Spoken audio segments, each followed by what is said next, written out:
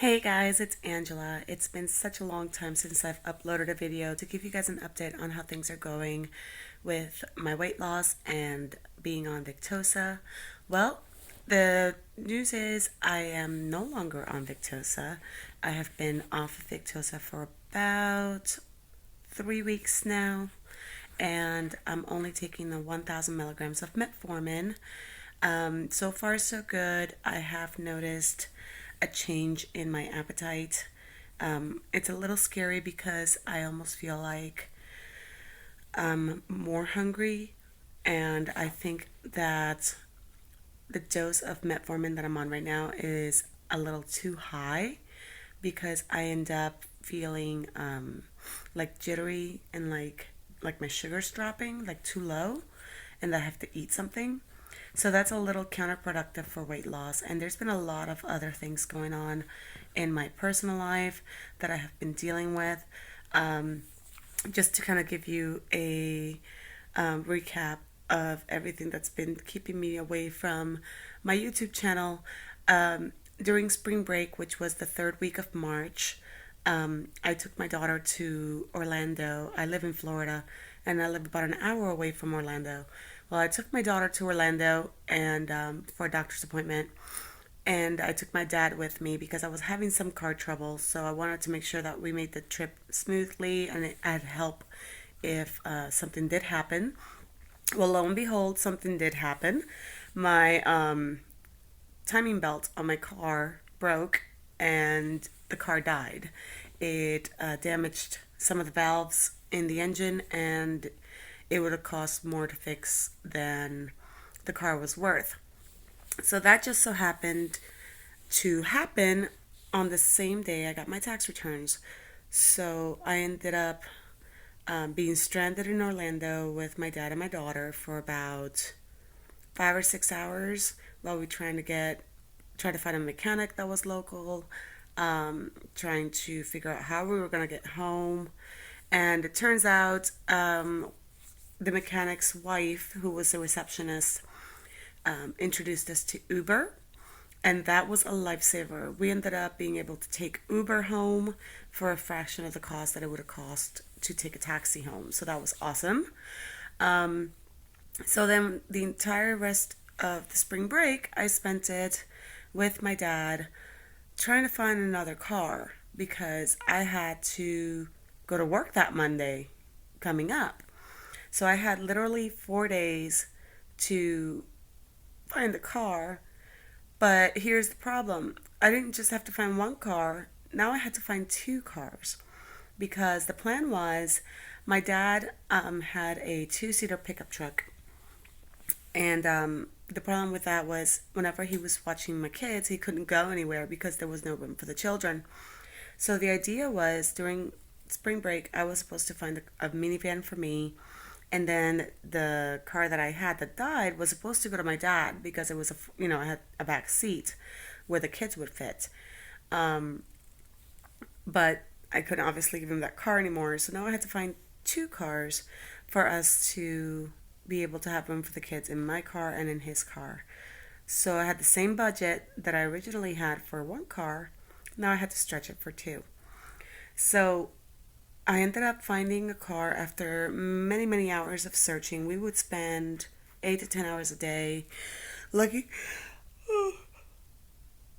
sorry, looking at cars, and I couldn't afford to finance anything.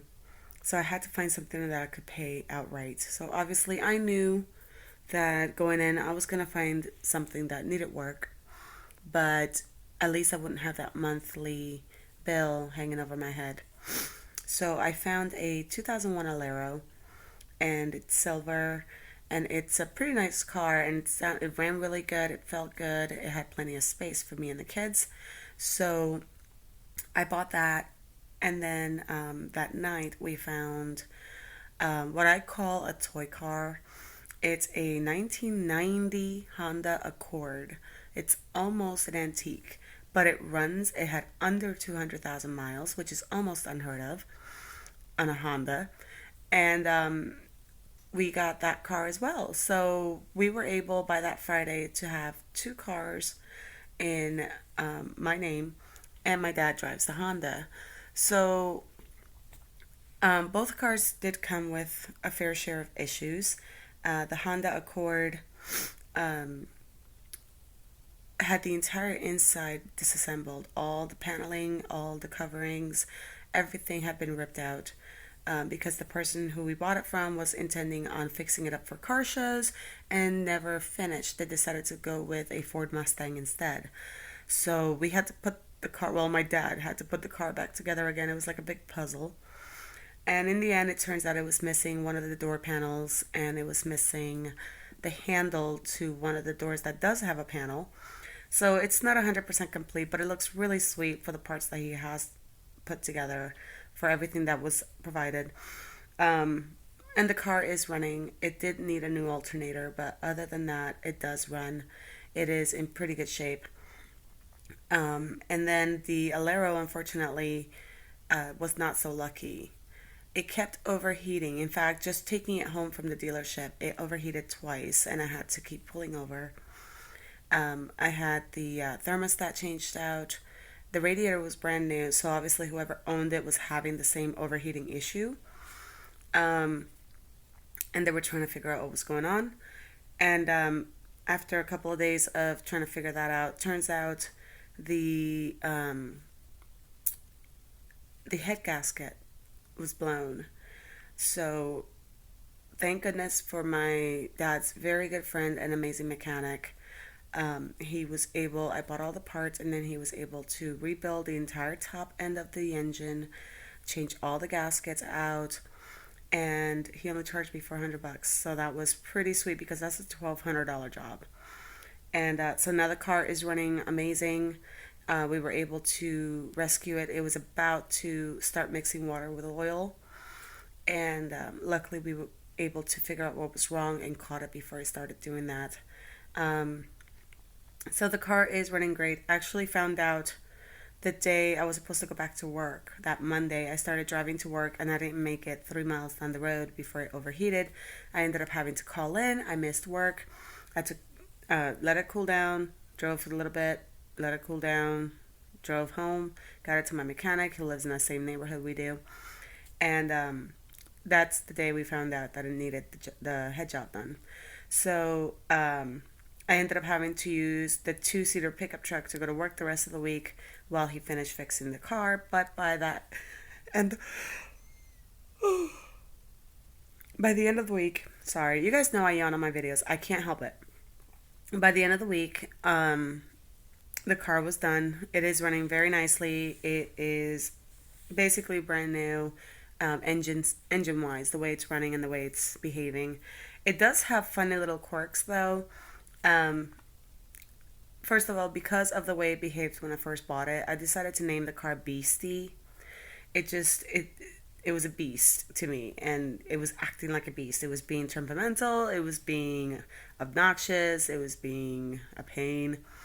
But I still fell in love with the car, and I named her Beastie. So I got her a front license plate because we don't have to use those in Florida that says Beastie on it. So she has her name tag, and she has a couple of funny quirks. Like if I want to listen to the radio, I have to turn on the lights, the headlights. Otherwise, the radio doesn't get power. So some funny wiring going on there, and the horn doesn't work, and just funny little quirks like that, electronic little quirks. But it runs good now, and I'm really happy with her. Um, Something else that happened within a 2 week window after the car was finally fixed and everything, my refrigerator died, and then week later the stove died, and a day after that the dishwasher broke. So we had to replace the refrigerator, and then the stove I was actually able to fix. The error code that it gave me was that the control panel where the buttons are had short circuited, so the oven wasn't working anymore. And I use my oven a lot because I don't deep fry food, I bake them. So I had to figure out how to fix this because we couldn't afford to replace the stove, and then we couldn't afford to replace the dishwasher either. Now I have one of those portable dishwashers. Here, I'm gonna take you guys with me so you can see. Um, the stove, it's actually like 5:30 in the morning. I fell asleep at 6 p.m. and I woke up at 5 in the morning. Whoa, bad lighting. Okay, anyway. So this panel right here on the stove, where is it? Right there, was short circuited, and I didn't know what to do, but I looked up on YouTube. Thank you, YouTube, for providing me with the information I needed on how to change out the panel. So I went and somebody had posted on Craigslist that they had a stove out on the side of the road that the oven had caught on fire because somebody didn't know how to cook bacon properly. And so it was out for scrap. And I just had a feeling, you know what, let's just go check the stove out. So we went down there, me and my dad, in the two-seater pickup truck, just in case we had to bring the whole stove home. And we got there, and there was a scrapper already there to pick up the stove. And I looked, and don't you know, it had the same control panel. So, sorry, I keep looking at myself instead of looking at the camera. I apologize. I still don't get used to that. So we ended up talking to the scrapper and be like, look, you can have the stove, but can we just remove the control panel out of it? And he was like, sure. So he helped us take it out. And then I came home and I installed it on the stove, and the stove works great. The oven works great, which is awesome. And then for the dishwasher, I went online. Again, on YouTube, got some information, found out 91% of the time that a dishwasher does not fill up with water, which is what's wrong with it. It's because the inlet valve breaks down, which is what allows the water to flow in and out. So I found it on the internet for $15. It's right here. And I haven't installed it yet because I can't find my Teflon tape. So I'm going to need to pick up some Teflon tape to get that put in. So I was able to fix the stove for free. I'm fixing the dishwasher for $15. And I think overall, I've gotten by pretty safely. My house is a little bit of a mess. Not too bad, just mostly back in that corner. I gotta clean that chest out, just the top of it. But then over there you have Kylie's toys. I've never actually shown you guys my house, so let me turn on some lights and give you a little bit of a tour. Oh, that doesn't work. Hold on. I have to hit the light switch over here. Oh, I have a double wide mobile home, and it's a 3-bedroom, 2-bath, and it's pretty sweet. It's an older model, but I got it for $20,000, so a lot cheaper than a regular house, and it provides the same amount of space. It's about 1,400 square feet. No, 1,200 square feet. So over here we have the dining room area. I don't currently have a dining room table, but I will tell you guys about that on a future video, what's been going on, because there's a lot more going on than what I just told you. It's been crazy. But I don't want to talk about it right now. So we have a window AC unit because the central air is on that end of the house. But then because it has to travel through the roof, it gets warmed up by the Florida heat, and it does not cool this side of the house. So, and it makes the unit overwork and made the power bills really high, like $400. So the window unit helps keep the thermostat, there it is, right there, from overworking by not reading the correct temperature, because it would stay warm in here, so it was constantly working. Anyway, sorry I'm so chatty. I haven't seen you guys in so long. I figured I would give you guys a big update and maybe try to make up for it a little bit by giving you a little house tour. So then over on this side, this is what I call the messy side of the house. This is my kids' rooms. I have my son Joey's room, and they're not home today. They're spending the night at a friend's house, so that's his room there. Pretty decent size for a mobile home, I think. And then over here we have my daughter's room, which is a mess. So just a quick peek. She's probably going to kill me, but all right. And then there's a hall bathroom here, which you guys don't need to see, but there it is. And then over on this side, through the kitchen, which you already kind of saw, and you're going to see as I walk through it. This is my portable dishwasher there. over here we have Kylie's room. This is the baby's room. And that's her little shelf. I actually painted and redid this entire unit to match her room. So it's pink and it's got the little drawers with the little pink knobbies.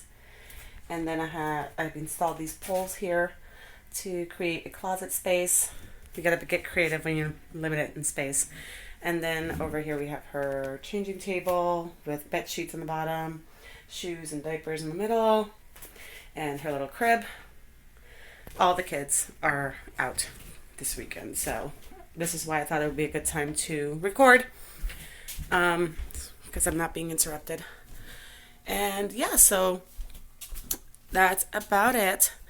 But as far as my weight is concerned, I have maintained a steady 202 pounds since coming off the Victoza. I have not lost more weight, but because of everything that's been going on, I haven't been able to get to the gym as much as I would like to. So it kind of goes hand in hand. I'm just glad that with diet, with the way I'm eating, even without the Victoza and the added appetite, I am not gaining weight back. I am just at a steady, solid 202 pounds, which I think is still lower than the amount I weighed at my last video. I think it's about 6 pounds less. So, oh, I forgot to show you my bedroom. Hold on, it's going to be dark in here for a sec. Okay, so this is my bedroom. I have the master bed there, which I have not made yet. Like I said, it's only 5:30 in the morning. My dresser. And then over here, I actually keep my Keurig in my bedroom because if you notice, Kylie's room is right next to the kitchen. And I don't want to wake her up in the mornings making coffee at 5:30 in the morning and stuff like that. So I keep my Keurig here.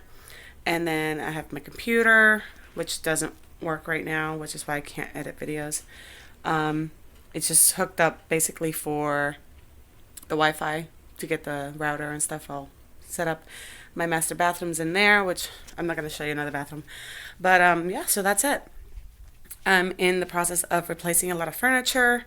So right now I just have my TV on a little nightstand, night table, or end table. And that's about it. So I will update you guys very soon again. Summer break is coming up and I'm only 12 days away from being on vacation, so there will be a lot more videos put up over the summer.